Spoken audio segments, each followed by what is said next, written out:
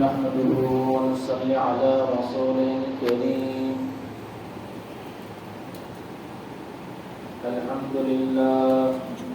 الحمد لله نستعينه واستغفره ونعوذ بالله من شرور أنفسنا ومن سيئات أعمالنا.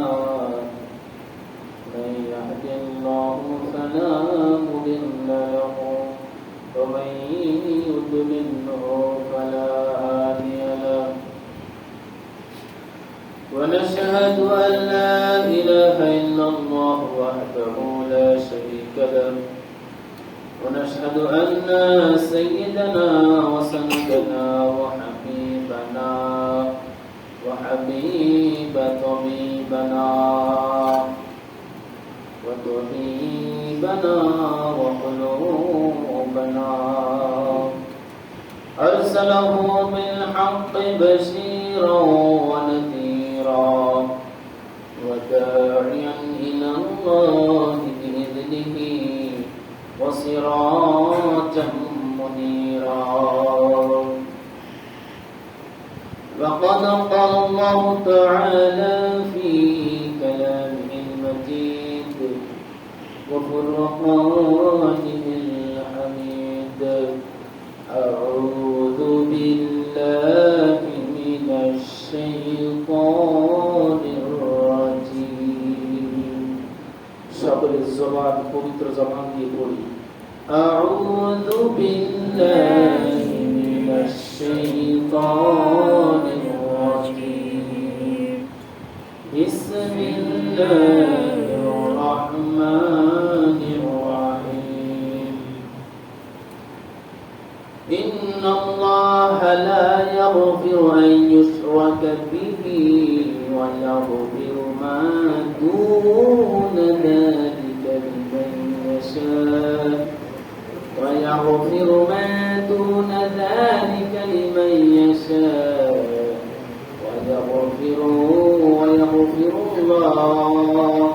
ويغفر ما دون ذلك لمن يشاء. ومن يشرك بالله فقد افترى إثما عظيما. قال رسول الله صلى الله عليه وسلم: ليلة النصف من شعبان، أو كما قال عليه الصلاة والسلام. الحمد لله, আল্লাহ পাক রব্বুল আলামিনের দরবারে অসংখ্য অগণিত শুকর ও সুজুদ যে রব্বি করিম আপনাকে আমাকে দুনিয়ার হাজারো ফিতনা ফাসাদ গুনাহের পরিবেশ থেকে হেফাজত করে অল্প কিছু বান্দাকে হাজারো লক্ষ কোটি কোটি অসংখ্য বান্দা থেকে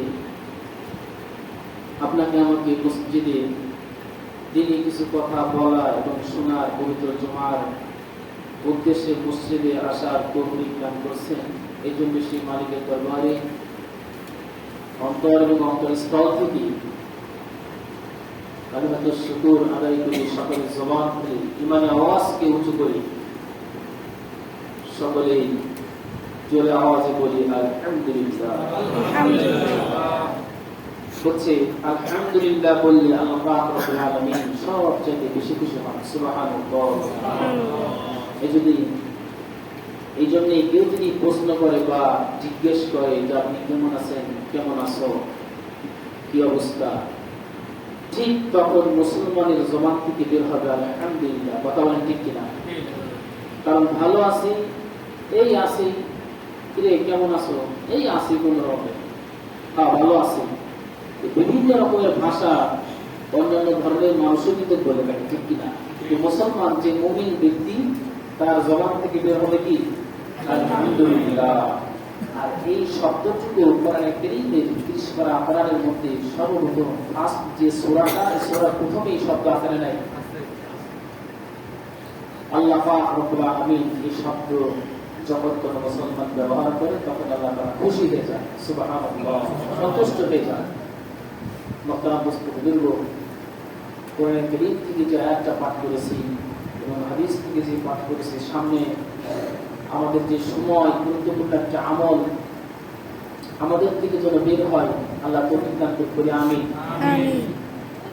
সেই উদ্দেশ্যেই কোরআন কারীম থেকে আয়াত পাঠ করেছি। আল্লাহর নবী আলাইহিস সালাম থেকে অসংখ্য হাদিস থেকে একটা হাদিস আমি পাঠ করেছি। মোহতারাম দোস্ত বুজুর্গ, আমরা যে সময় অতিবাহিত করতেছি, যে মাসটা, মাসের নাম হলো শাবান মাস। কি মাস? শাবান মাস। সময় যদি 15 ইনশাআল্লাহ ছেড়ে দেবো। তো এই শাবান মাসের আজ হলো 9 তারিখ। কয় তারিখ? 9 তারিখ। তো শাবানের 15 যে একটা সময়, সর্ববার কি বলেন, আমাদের সামনে সেই সময় আসতেছে, মঙ্গলবার যে দিবাগত রাতে। তো এই সময়টা নবী আলাইহিস সালাম কি আমল করেছেন আমাদের জানার দরকার আছে না? এই শাবান মাস নিয়ে একদল হলো অতিরিক্ত, তাদের জবান থেকে, তাদের দেহ থেকে বের হয়, আর একদল হলো একদম ছেড়ে দেওয়া। তারা বলছে এই শাবান সম্পর্কে, শাবান মাসের মধ্যে যে শাবান, এটা একদমই নাই, একদম বিরোধী কথা। তাদের কথা একদম, তারা একদম ছেড়ে দিয়েছে। আর দল অতিরিক্ত কি, এই শাবানের 15 শাবানে সর্বরাতে আমরা আনা রুটি, খিচুড়ি, বিরিয়ানি, বিভিন্ন ধরনের আলোকসজ্জিত আতশবাজি ঘটানো, ঠিক কিনা? এই ধরনের কাজ কিছু মানুষের দেহ থেকে বের হয়, ঠিক? এটা হলো অতিরিক্ত। আর বাড়াবাড়ি ছেড়ে দেওয়া, তা হলো তো বললাম যে আলোকসজ্জা, এরকম ভাবে কি যে হাদিসের মধ্যে এরকম কোন বিষয়ে কথাই নাই, অথচ কোরআন কারীমের মধ্যে একটা সম্মান এই মাস নিয়ে, এই সময়টা নিয়ে, এই দিনটা নিয়ে বলা আছে, ইন্না আনজালনাহু ফি লাইলাতিল মুবারাকাহ, ঠিক কিনা? আরো যারা আওয়াজ করেন, ঠিক কিনা? এখন যারা বলছে এই মাস সম্পর্কে কোনো কথাই নাই হাদিসের মধ্যে, কোরআনের মধ্যে, তাদের কথা ভুল, কথা ঠিক। আর যারা একদম বলতেছে যে হ্যাঁ আছে অনেক কিছু, কি আরো সুসজ্জিত করতেছে, বিশাল বড় আয়োজন করতেছে, হাওয়ার রুটি, বিভিন্ন ধরনের আয়োজন করে তাদের মাসের পর মাস, বছরের পর বছর, সারা জিন্দেগি চলে যাইতেছে, কোন আমলের খবর নাই। এক রাতে আয়েশা জুব্বা টুপি পরা ইমামের পিছনে, কি বলেন, তারা আবার এটা অতিরিক্ত করতেছে। মোহতারাম দোস্ত বুজুর্গ, ইসলাম হলো মধ্যম পন্থ অবলম্বন করতে বলছেন। নবী আলাইহিস সালাম কি আমল করেছেন, এটাও আমরা ইনশাআল্লাহ আজকে জানবো। ইনশাআল্লাহ বলেন, ইনশাআল্লাহ। নবীজি সাল্লাল্লাহু আলাইহি ওয়াসাল্লাম এই সময় এসে এতটুকুই বলছেন, সুমু নাহারা ওয়া কুমু লাইলাহা, তোমরা দিনের বেলা রোজা রাখো আর রাতের বেলা তোমরা দাঁড়ায় যাও, অর্থাৎ ইবাদত বন্দেগী করো। সুবহানাল্লাহ বলবেন না? তাই নবীজির জবান মোবারক থেকে, হাদিস থেকে আপনারা এটাই প্রমাণিত হয় যে রোজা সম্পর্কে কথা বলা আছে। তাহলে আমাদের রোজা রাখতে তো অসুবিধা নেই। সুন্নতে আমল, নবীজি প্রত্যেক মাসেই সুন্নতে আমল করতেন। আর ওনার থেকে যে দেহ থেকে যে বের হচ্ছে যে আমলটা, যে কথাটা, ওইটার উপর আমল করা তো সুন্নত, ঠিক কিনা? এখন যারা বলে যে না এই সম্পর্কে কোনো কথাই নাই, তাদের কথাটার মধ্যে ভুল আছে। এখন আমি আপনি কি আমল করবো এই মাসে? মঙ্গলবার যে দিবাগত রাত, এই রাতে আমাদের কিছু একটা আমল যদি আমি আপনি করতে পারি, হতে পারে আল্লাহ পাক রব্বুল আলামিনের দরবারে যখন ফেরেশতার আমল, বান্দার আমল যখন উপস্থাপনা করা হবে, ঠিক তখনই আল্লাহ তাআলা আপনাকে আমাকে ক্ষমা করে দেবেন। সুবহানাল্লাহ। কারণ এই রাতের আমলগুলো আল্লাহ পাক রব্বুল আলামিনের দরবারে ফেরেশতারা উপস্থাপনা করে, পেশ করা হয়। ওই মুহূর্তে যদি আমার আপনার রোজা থাকা হয়, এই আমলটা যদি হয়, তাহলে আল্লাহ তাআলা আপনাকে আমাকে আরো বেশি ভালোবাসবেন, কি বাসবেন না? রোজাটা হলো 13-14-15। আমরা চেষ্টা করব এই রোজা দিনটা যেন আমি আপনি আমার আপনার দেহ থেকে যেন বের করতে পারি, এই আমলটার জন্য আল্লাহ তাআলা আপনাকে আমাকে ইস্তেকামাতের সাথে আমল করার তৌফিক দান করি। আমিন। মুকদ্দাম বুঝতে দুর্বল নবীজি সাল্লাল্লাহু আলাইহি সাল্লাম প্রত্যেক মাসে আমল করতেন 13, 14, 15। আজ আরবিতে কবে হয়েছে? 9 তারিখ। আর ইংরেজিতে কয় তারিখ? 3 তারিখ। তাহলে ইংরেজিতে এটা হিসাব করে সহজ করে বলে দিই, তাহলে আমাদের বোঝার জন্য সহজ হবে। 6, 7, 8 এই 3টা দিন। আর কেন আমল করব? কারণ হলো আমাদের সামনে ফাইনাল খেলার সময়। কি খেলার সময়? জবাব করে বলেন, কি খেলার সময়? বলতেন হুজুর এটা আবার কেমন কথা বলেন? খেলা আমার এর মধ্যে, হ্যাঁ দেখবেন কোন মানুষ একটা টিমের যদি ফাইনাল খেলা হয়, কি বলেন সেমি থেকে কোয়ার্টার, কোয়ার্টার থেকে ফাইনাল, তার খেলাটা কত প্রস্তুতি হয়, বারবার প্র্যাকটিস করে তারপরে সে ওই ফাইনালে যে কিন্তু তার খেলাটা বড় মজবুত হয়, সুন্দর হয়। কি বলেন? আমাদের সামনে যে সময়টা আসছে রমজানুল মুবারক, এই রমজান মাসে যে প্রস্তুতি, এই শাবান মাসে এই আমলগুলো ধারায় আমার আপনার প্রস্তুতি গ্রহণ করতে হবে। কথা বলেন ঠিক? জি। আমরা জোরে আওয়াজ করে বলেন ঠিক কি না? আমাদেরকেও এরকম প্রস্তুতি গ্রহণ করতে হবে। যেমন দেখেন একজন চেয়ারম্যান, উদাহরণস্বরূপ বলতে গেলে একজন চেয়ারম্যান আসবে, তার আশা নিয়ে আমরা কতটুকু আগ্রহী থাকি, কি বলে তার সাথে কথাবার্তা। এর থেকে যদি আরো উচ্চমানের লোক যদি আসে, মন্ত্রী, এমপি, কি বলেন স্বরাষ্ট্রমন্ত্রী, তাহলে আমরা কতটুকু সুসজ্জিত করবো, কি বলেন প্যান্ডেল প্যান্ডেল, হ্যাঁ কত সুন্দর। এরপর যদি প্রধানমন্ত্রী আসে, তো কথাই নেই, রাস্তা সহকারে জায়গায় জায়গায় কি বলেন অটো, ভ্যান, রিক্সা, বিভিন্ন ধরনের যানবাহনকে আটকায় দেয়, ঠিক কিনা? কারণ তার সুবিধার্থে, নিরাপত্তার জন্য যদি এই কাজ করা হয়, আর রমজান মুবারকের সম্মানিত মাসে আমরা উপনীত হব, তখন তার আমল আমার আপনার জন্য কতটুকু প্রস্তুতি থাকা দরকার? এই প্রস্তুতি আমার আপনার এই শাবান মাসে নিতে হবে। রোজার মাধ্যমে নেন, নেক আমলের মাধ্যমে নেন। আল্লাহ পাক রব্বুল আলামিন এই রাতে, সবরাতে, মঙ্গলবার দিন যে দিবাগত রাত, এই রাতে আল্লাহ তাআলা গুনাহহারে মাফ করেন। সুবহানাল্লাহ। সুবহানাল্লাহ। গুনাহহারে আল্লাহ পাক রব্বুল আলামিন মাফ করে দেন। তখন এই রাতে আমার আপনার আমল করার আসলে নাই।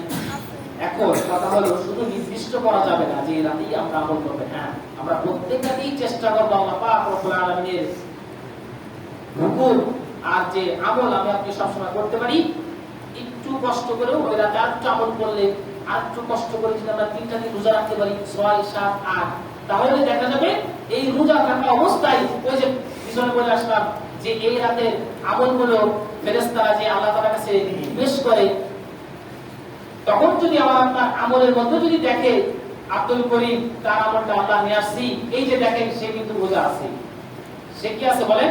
রোজা আছে, রোজার আমলগুলো করছে, আল্লাহ এই ইবাদত করছে, আপনি তো ক্ষমা করে দেন এই রাতে। ইন্না জান্নাহু ফি লাইলাতিন মুবারাকা, এই যে সম্মানিত, একটা সম্মানিত যে একটা রজনী, তো এই মাসের সময় যদি আমার আপনার আমলের মধ্যে যদি রোজা থাকে, কিছু নেক আমল থাকে, নফল ইবাদত থাকে, কি বলেন, তাহলে আল্লাহ তাআলার কাছে আরো বেশি ভালো লাগবে না বলেন? এখন সারা বছরের কোনো খবর নেই, মাসেরও খবর নাই, সপ্তাহের খবর নাই, ফজর খবর নাই, জোহর খবর নাই, ঠিক কিনা? আসর খবর নাই, মাগরিবের খবর নাই, ইশার খবর নাই, কোনো নেক আমলের কোনো খবর নাই, আল্লাহর মানের হুকুম ফরজ বিধানের মধ্যে কোনো খবর নাই। হঠাৎ ওই রাতে এসে যদি ইবাদত করি, তাহলে আমার আপনার ইবাদত গুলো একদম কি হয়ে যাবে? বিফল। কেমন বিফল হবে? উদাহরণস্বরূপ একটা কথা শুনে যান, কান খাড়া করে শুনে। সেটা হলো কর্মচারী মালিকে প্রতিদিন নিগরানি করে, এসে দেখাশোনা করে যে কর্মচারী ঠিক মতন তার কাজ ঠিক মতন করতেছে কিনা। এখন এই মালিক যদি আইসা দেখে কর্মচারীদের সে বয়ে থাকে, বিদায় সময় কি থাকে? উঠতে থাকে, অনেক বাসায় শুয়ে থাকে, শুয়ে থাকে, বসে থাকে, হ্যাঁ, কাজ কাম করে না। আচ্ছা বলেন তো ওই মালিকের কি ভালো লাগবে বলেন? হঠাৎ একদিন দেখে, কোন দিন?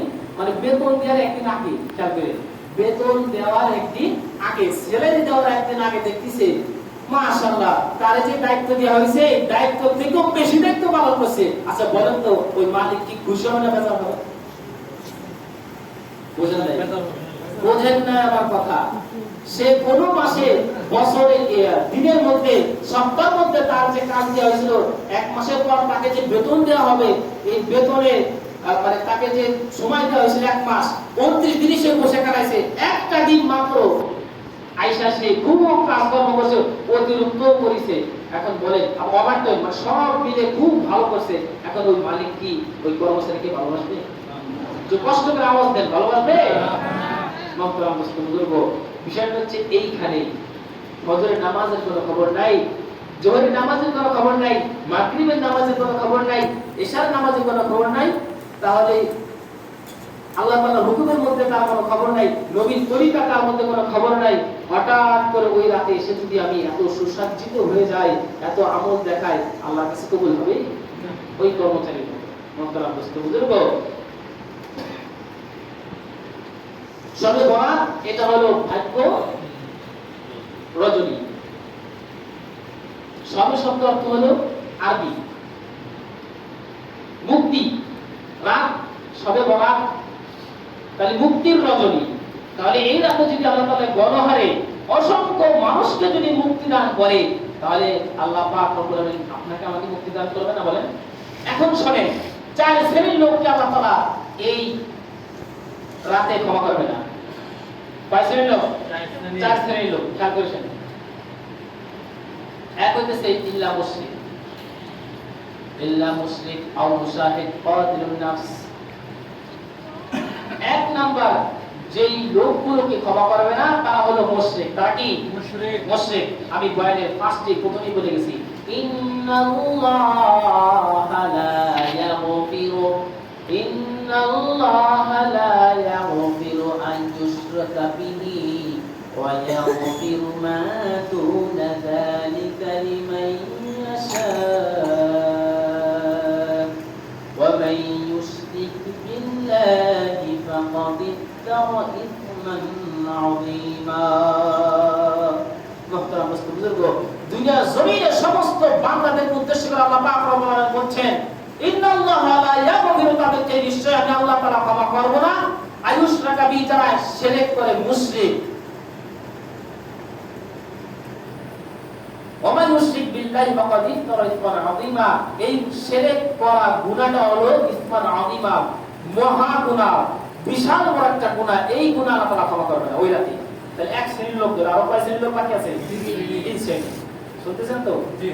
ঘুমায় না কিন্তু। ইল্লা মুশাহিদ, হিংসা বিদ্বেষ পোষণকারী। কোন লোক বলেন? হিংসা বিদ্বেষ পোষণকারী। একজন আরেকজনের সাথে খুব ভালো লাগে না, তিনি কেমন দেখতে, ছোট ছোট মোটা হয়, আমাকে একটু কি বলেন, ইমামকে দেখতে পারে না, মুয়াজ্জিনকে দেখতে পারে না, নিজের ভাইয়ের সাথে তার বিদ্বেষ হয়েছে, কি বলেন, স্ত্রীর সাথে। এই যে হিংসা বিদ্বেষ যদি আপনার অন্তরে থাকে, তাহলে ওই ব্যক্তিকে আল্লাহ পাক রব্বুল আলামিন, সে চুল পরিমাণও যদি থাকে, তাও আল্লাহ তাআলা ওই রাতে আল্লাহ ক্ষমা করবেন না। নাউজুবিল্লাহ বলেন সবাই, নাউজুবিল্লাহ। এইজন্য কোন ব্যক্তি, কোন মানুষের প্রতি হিংসা বিদ্বেষ করা যাবে না। পরিষ্কার, উপরে যেরকম ভিতরে সেরকম। উপরে অনেক সময় দেখা যায় হুজুর জি জি, আবার পিছনে উল্টা পাল্টা, এরকম করা যাবে না। দোস্ত বুজুর্গ, সম্মানিত হাজিরিন, আমি বলতেছিলাম এই হিংসা বিদ্বেষ, ঝগড়া বিবাদে যারা লিপ্ত থাকে, হিংসা করে, একজন আমাদের বর্তমান পরিবেশ নিয়ে কথা বললে অনেক কথা ওঠে।